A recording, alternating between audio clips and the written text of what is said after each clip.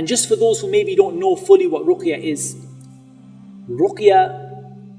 is the treatment of sicknesses and afflictions through the recitation of the Quran, the names of Allah, and the authentic dua and adhkar which are reported from the Prophet sallallahu alaihi wasallam. And ruqya can be used for any kind of sickness and affliction. Anything for which you wish a cure. Whether it is psychological, whether it's mental, whether it is physical, whether it is medical, whether it is jinn or sihr or ayn, the evil eye, or magic, whatever it is, whatever has happened, al-hasad, jealousy, whatever has afflicted you, ruqya can be a cure. And it is the most powerful, or one of the most powerful tools against magic and the magicians. Bi-idhnillahi tabaraka wa ta'ala. If you seek the right method, then it can be a cure. When I say self-ruqya, I mean ruqya that does not involve a professional qari or reciter or raqi or whatever it is. You don't go to anyone or bring anyone to the house. Ruqya, you do it on yourself, or if you can't do it on yourself, a family member does it on you. Any of you who have an affliction will realize that treatment is usually significantly long. Proper treatment is usually a long time. Not always. Some people get cured in an hour, some people in a day. But a lot of people go on for a number of months, and some of them for years, of needing regular treatment. You won't find a raqi who has that much time for you. They'll give you 10 minutes every month. Or they'll give you, like ruqya jama'iyya, where they just put you in a room with like 50 other people and read on you at the same time. They won't give you the attention you need. They won't give it to you, the attention you need, because at the end of the day, nobody has that much time to give to that many people. Now, I'm not saying you should never, ever, ever go to a raqi. Sometimes there's a place for it. But where do I want you to start? I want you to start with ruqya on yourself and ruqya within your family unit. This is the sunnah, by the way, generally.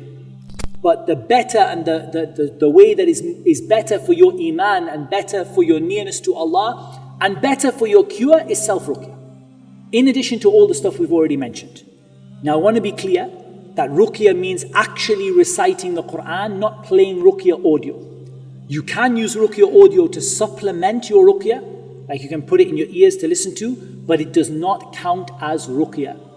Listening to people reciting ruqya recorded does not count as ruqya, ikhwan. Do it as a supplement, as an extra bonus, but it's not ruqya. What are you going to do? First thing you're going to do is purify your intention. Ask Allah subhanahu wa ta'ala for His help and His aid. Make sure that you tell the patient, make sure that you tell the mahram, make sure that you tell your ruqya partner, do not play on your phone, do not talk, do not come in and out of the room needlessly. Make sure that when the Quran is recited, that the people are listening. And you're going to begin, of course, by saying A'udhu billahi minash shaitanir rajim, or one of the authentic similar words to that, similar isti'adha, seeking refuge with Allah from the shaitan. And you're going to begin Bismillahir Rahmanir Rahim. Every single day, a minimum of 45 minutes. That is a minimum. Now someone may say, is that from the sunnah? And I will say to you openly, no, it is not from the sunnah. There is no time limit in the sunnah. However, this is just from experience of what I believe is practical. A minimum of 45 minutes reading. In that 45 minutes, you should read Surah Al-Fatiha. Either you can read it one time, or you can read it 3 times, or you can read it 7 times. Or you can read it a random number of times without aiming for a fixed number, because there is a sunnah for 1 and 3 and 7, and there is the rest you can do, but just don't give it any other number. Like don't say I do it 10 times every time, like just as much as you like. If you wish, you can repeat an ayah, like repeating إِيَّاكَ نَعْبُدُ وَإِيَّاكَ نَسْتَعِينُ, as some of the scholars used to do. Whenever you wish, you may blow with spittle or without. You may blow in your hands, put them on the person. You may read while holding the person. You may read into the person's ear. You may read and blow after every ayah, after every surah, after every page. There is no, like you do whatever you wish within the limits of what the sunnah allows. Now this leads us to the second issue, which is when you are reading to a non-mahram, men over a woman and she's not your mahram. This requires 3 extra precautions. Number 1, the presence of a mahram. If there is no mahram at all, then at least the presence of another sister. And that other sister's job is to, all physical contact should be done, it doesn't get done by you. Precaution number 2, you are further than arm's length away from her, so that you can't get touchy-feely by accident. And generally, I prefer to recite upon a sister from behind her head, from the back of her head. Because this means I don't have to worry about looking at her. I do not want to be in her face. She's in her proper full hijab and you're reading from behind her. Ayatul Kursi. Allahu la ilaha illa huwa al-hayyul qayyum. Qul يا أيها الكافرون قل هو الله أحد قل أعوذ برب الفلق قل أعوذ برب الناس.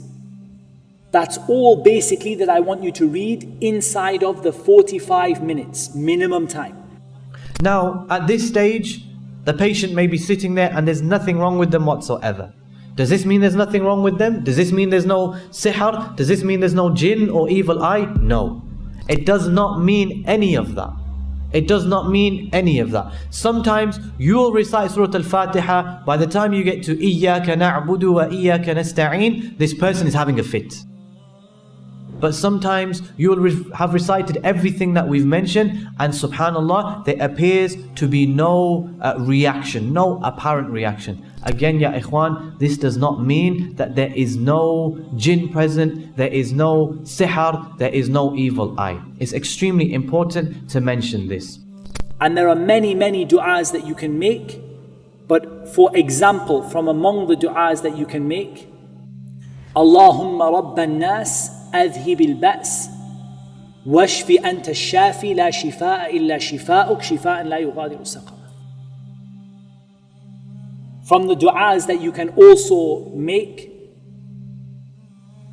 is to say بسم الله الذي لا يضر مع اسمه شيء في الأرض ولا في السماء وهو السميع العليم. From the du'as that you can make are the du'as that start with أعوذ بكلمات الله, and there are maybe 4. أعوذ بكلمات الله التامة من كل شيطان وهامة ومن كل عين لامة. أعوذ بكلمات الله التامات من غضبه وعقابه ومن شر عباده ومن همزات الشياطين وأن يحضرون. أعوذ بكلمات الله التامات من شر ما خلق. And maybe there are more. However, when you're reading these for yourself, you say A'udhu. And when you are reading them on someone, you say U'idhuk. U'idhuka for a man, and U'idhuki for a woman, and U'idhukum for a group. U'idhuk instead of A'udhu. A'udhu means I seek refuge. U'idhuk means I seek refuge for you, from Allah, for you, on your behalf. You are welcome to read any other part of the Quran that you wish, but after the 45 minutes has expired. The reason why the jinn got in your body in the first place, because you don't pray, because you don't keep up with the adhkar. If you want the jinn, that Satan, to leave your body, you have to go back to Allah subhanahu wa ta'ala. And that's something that you have to tell the sick person. You have to pray 5 times, you have to keep up with the adhkar. This is the only way you're gonna come out of this. But if you go back to your old ways, following your desires, not praying 5 times, I'm sorry, no one can help you.